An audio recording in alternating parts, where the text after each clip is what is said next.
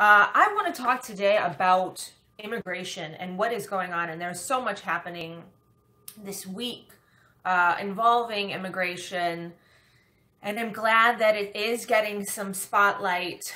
So it's starting with Claudia Patricia Gomez Gonzalez, 20-year-old young woman, that is my daughter's age, was shot in the head and killed this week, unarmed, in Texas by a Border Patrol agent.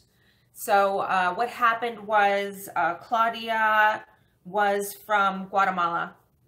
She started her journey to the United States on foot. 15,000 miles she walked. It was 2 weeks she was walking with a group, and she came to this country to find a job. She was a young girl, her whole life ahead of her. I'm literally gonna start crying. I just think of my daughter. Okay, I need tea, sorry. I can't think about these things, you know, because it's like, this really reminds me of my daughter. So she came over here to get a job.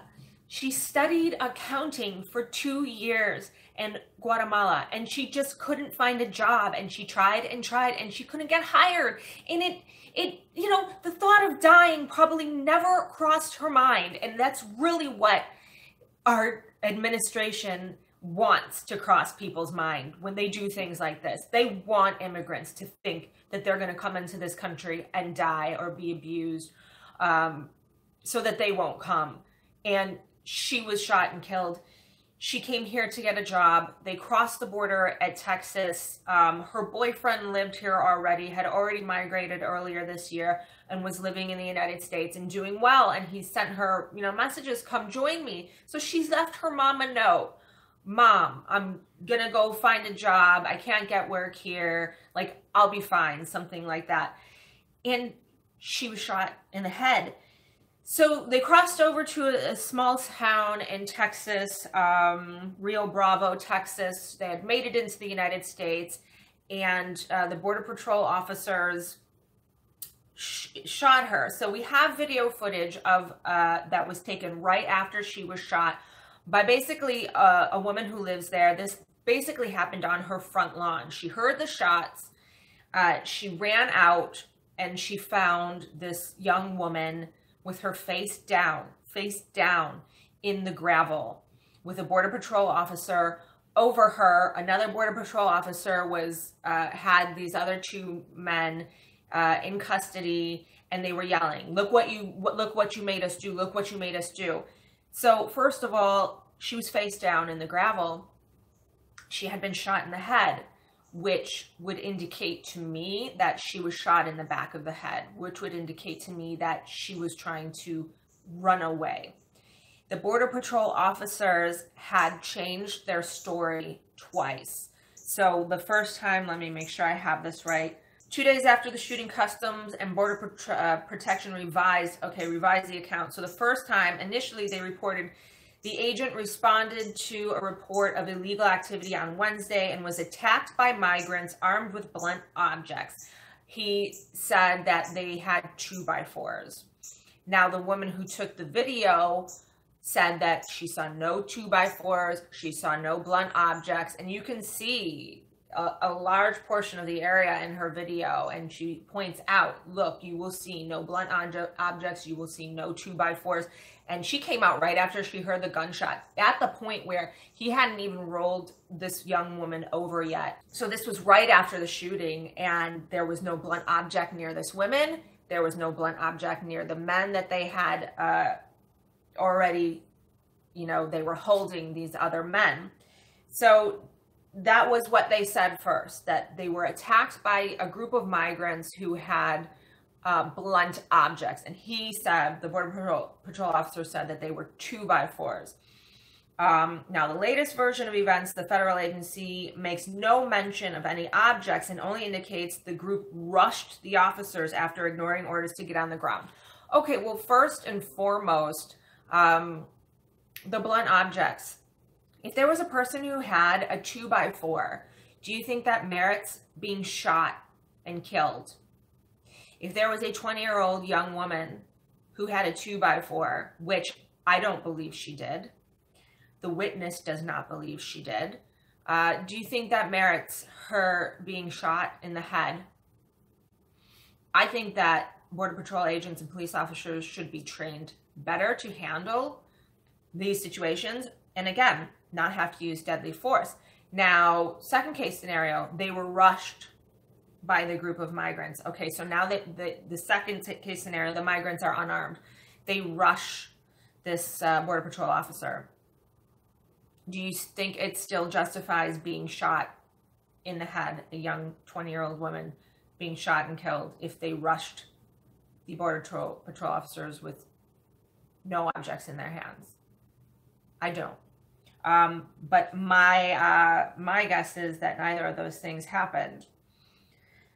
So that happened earlier this week. Her mother said, "My girl did not go there to steal. My girl left to move forward and go to school." Her family members held a press conference in Guatemala on Friday and asked for justice. In a statement by Guatemala's Ministry of Foreign Affairs, they said, Guatemala condemns violent acts and other use of excessive force by the Border Patrol. We urge authorities to respect the right of our citizens, especially their right to live, regardless of their immigration status. Can you imagine that?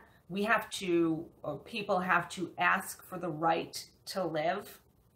They're escaping drugs and violence in some of these countries. They're sending their children over alone because of the threats that face them in their own countries, and they literally have to ask for the respect the right to live.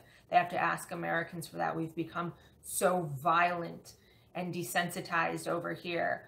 Other things came out this week about migrants and people who are being detained, being raped, abused, children being raped and abused, children being lost, separated from their parents and being lost.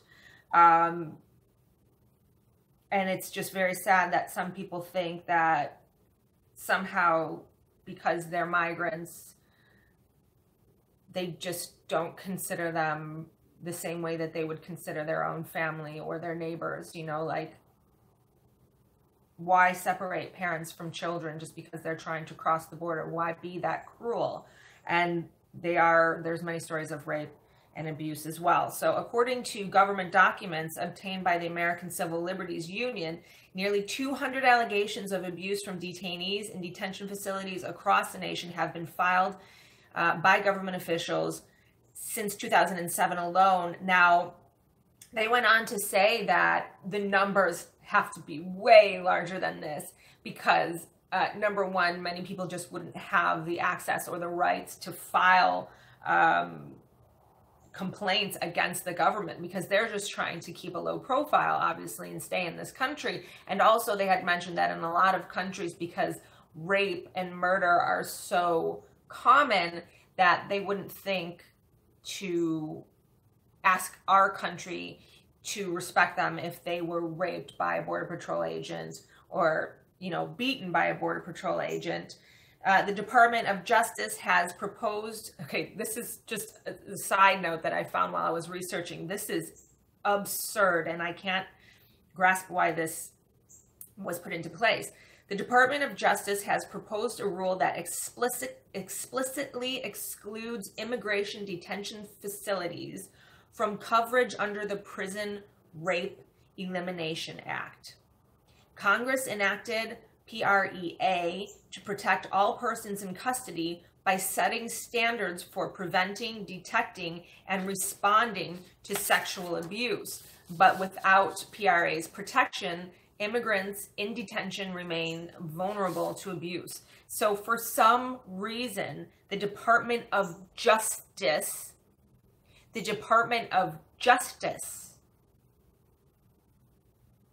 excluded immigration detention facilities from coverage under the Prison Rape Elimination Act.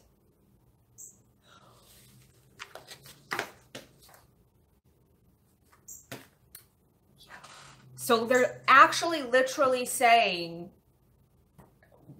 go ahead and rape these immigrants you're detaining? Why would they do that? So that's happening. Wow. Now back to the ACLU's report. The ACLU reported that migrant kids accused Border Patrol of shocking physical, sexual, and mental abuse. The American Civil Liberty Union released a 48-page report that cataloged the International Humane Rights Clinic and the University of Chicago. It reported dozens of claims filed by unaccompanied minors over a 5-year period, showing the pervasive abuse and neglect of children from El Salvador, Honduras, Guatemala, and Mexico. So the same thing applies here.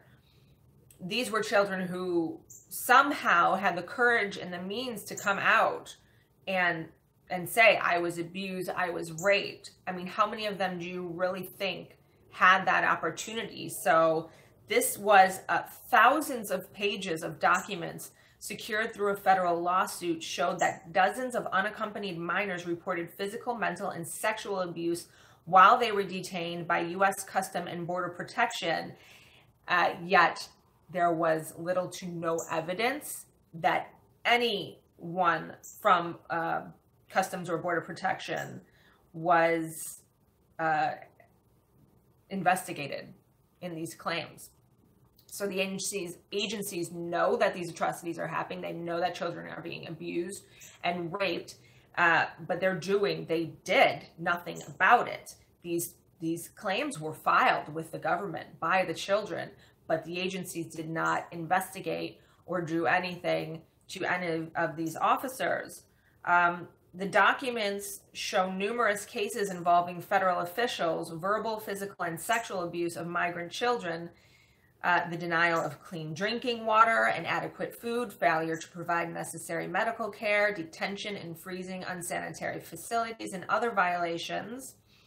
Among them, these are just a few, and there was so many, but these are a few. Subjected a 16-year-old girl to a search in which they forcefully spread her legs and touched her private parts, left a 4-pound premature baby and her minor mother in a dirty, overcrowded cell full of sick people against medical advice, threw out a child's birth certificate and threatened him with sexual abuse by an adult male detainee, used a stunt gun. They used stunt guns on children and a pregnant woman, reports of punching and kicking children. In one case, a Border Patrol agent ran over a 17-year-old boy with a patrol vehicle, breaking his right leg, and then punched him several times. Agents also denied medical attention to a pregnant woman who reported pain, a young girl who reported pain. Agents accused her of lying about her pain. She later went into labor and had a stillborn.